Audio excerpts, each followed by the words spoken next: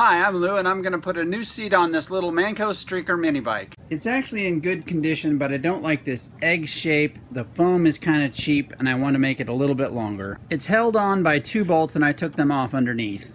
I'll start with this 2-foot piece of poplar 1x8. I'll drill mounting holes near the front edge and halfway back to match these 2 holes. I'll put in carriage bolts like this and hammer them down. We'll temporarily bolt it in place on the bike and then trace along the tube with a pencil. I drew cleaner lines with a straight edge and I'll cut along those. We'll cut a cushion out of this high density foam using a metal cutting angle grinder. And there's our foam. I should be using vinyl, but I had this weed barrier fabric on hand. I'll try. You can use a hand stapler, but these pneumatic ones are cheap and really awesome. On the ends, I just wrapped it like a Christmas gift.